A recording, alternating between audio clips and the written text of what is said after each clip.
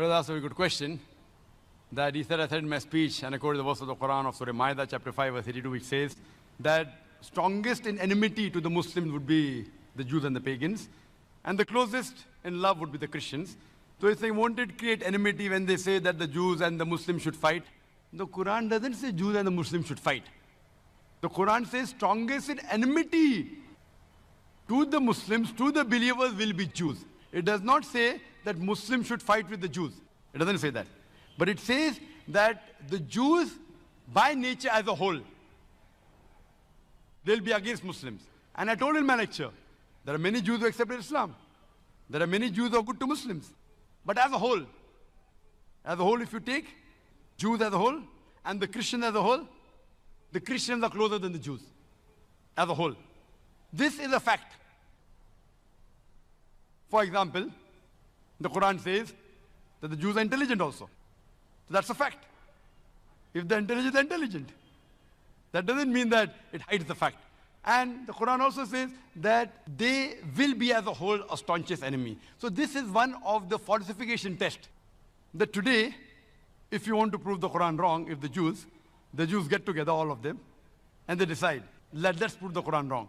At least for 3-4 years, we will be better than the Christians. Let's stop the war of Palestine. You know the Palestinians? The Jews were kicked out by Hitler. Hitler incinerated 6 million Jews. He kicked them out of Germany. The Arabs, the Palestinians, they do ahlan wa sahlan. Come with open arms. After a few years, they are kicked out of the home. Imagine someone gives a traveler his home to live, and the traveler kicks him out of his home, and he's shouting that he has taken my house, and you're calling them terrorists. So what they have to do is, let's get together and solve this problem. Whatever the problem is. Today, America is controlled by the Jews. Whether it be the banks, whether it be the money, whether it be the power. According to the American survey, no one can become a president of USA without walking the Star of David. So the Jews are a minority, less than 5% in America. But they're controlling the economy, they're controlling America. Fine? So if they're controlling America, let all of this, let's solve the problem of Palestine, let's solve the American problem. Not forever. Few years. 4-5 years only. And the problem is solved. So we aren't telling that the Muslims should fight with the Jews. In fact, the Quran says, even if your enemy wants peace, several places, even if they come to fight you, it's mentioned in Surah Anfal, in the battle, if they want peace, give it to them. So Quran is always for peace. Quran is always encouraging them. But if a person does not want peace to prevail, what can we do? Islam is a religion of peace.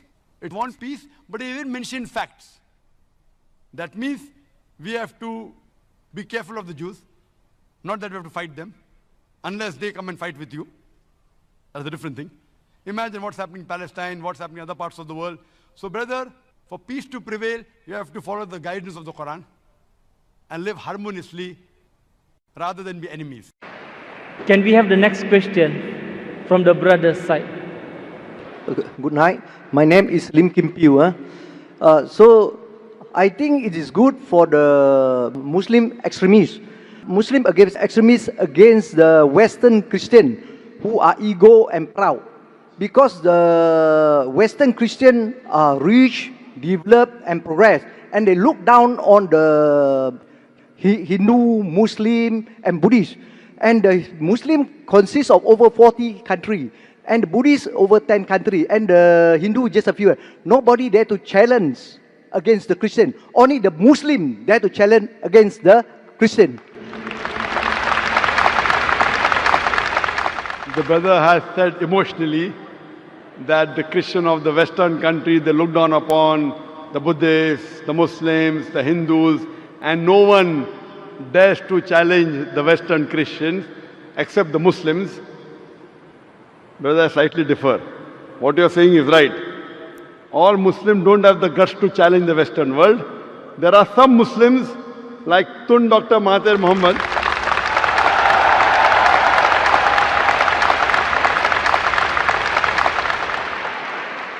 All the Muslims don't have the guts. And I am a person who is not very much in favor of politicians. There are very few politicians who I respect, and one of them is Tun Dr. Mahathir Mohamad. And I remember when I met him the first time several years back in Abu Dhabi, we were discussing, and he said that if the Muslims, if the Arabs stop dealing in dollars, America will come on its knees immediately.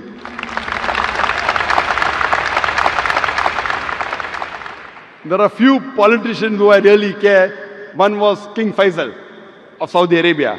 He had the guts.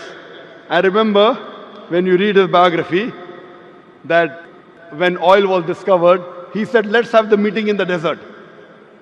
And that time when they pressurized the Muslims, King Faisal said that we are Badus, we are Bedouins, we are Arabs, we can go back to the desert. What will happen to you when we stop giving you oil? And I believe one of the sayings of Dr.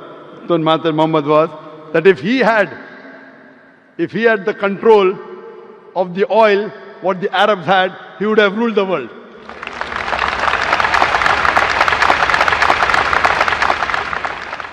That's why I said in my lecture of terrorism, Muslim monopoly, that most of the terrorist acts, directly or indirectly, are related to politicians. They try and create the vote bank. They create all this problem. I agree with you totally that the Western world, they think that they are superior. They think they're superior. The only way you can be superior is by being extra God conscious, by being righteous, by being pious, not by setting rules. And when the Western world talks about justice, when they talk about freedom of expression, if it does not hurt them, you have freedom of expression. If it hurts them, no freedom of expression. And the Western world talking about justice, I feel that one of the most unjust countries in the world are the Western countries. They talk about justice, but they are far away from justice. However much they are trying to attack Islam, Islam is growing. Islam is growing. There are, mashallah, few Muslims who speak against the Western world, and the Western world tries and shut their voice. That's what they tried to do to ex-Prime Minister, but mashallah, Allah helped him and he came up again. We know the history.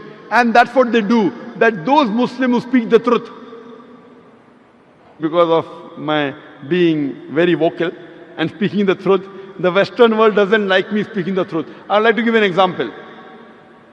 I have been to UK several times.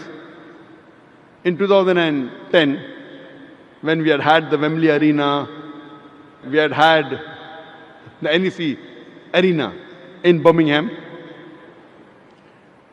there the Home Secretary took objection to one of my statements.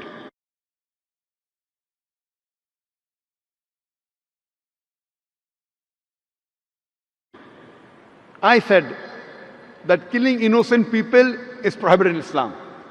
And I said that thousands of people killed in the Twin Tower is to be condemned. The thousands of human beings killed in Twin Tower blast in 9/11 is to be condemned. More than 50 people killed in the London tube blast is to be condemned. More than 180 people killed in Bombay in the train blast has to be condemned. But I told the Muslim, don't put a full stop. Besides condemning all this, I also condemn the thousands of innocent people killed in Afghanistan, in Iraq and Palestine. So the Home Secretary of UK put a ban. Zakir cannot enter UK. I told that the thousands of Americans killed in the Twin Tower I condemn. More than 50 Britishers killed in London condemn. More than 180 Indians killed condemn. But I was careful, the thousands of innocent people killed in Afghanistan. I didn't say thousands of Afghanistanis, because the Western world considers some are terrorists. So I was careful in using my statement, thousands of innocent people killed in Afghanistan, in Iraq, in Palestine. So they want to ban me. They talk about freedom of expression. As long as you don't expose them, they don't mind. Once you expose them, they don't like freedom of expression. So I do agree with you.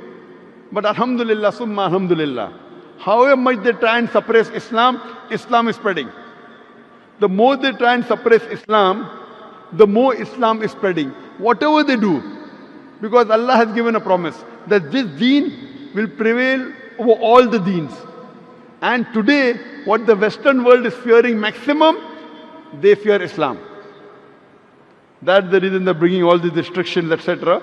But what they do, inshallah, we believe in the commandment of Allah subhanahu wa ta'ala that Islam will spread and is bound to spread. Allah doesn't require me or other people to make Islam spread. Allah has given a promise in the Quran, and inshallah, very shortly, you will see this coming true, that the power from the Western world will be taken away. Hope that answers the question.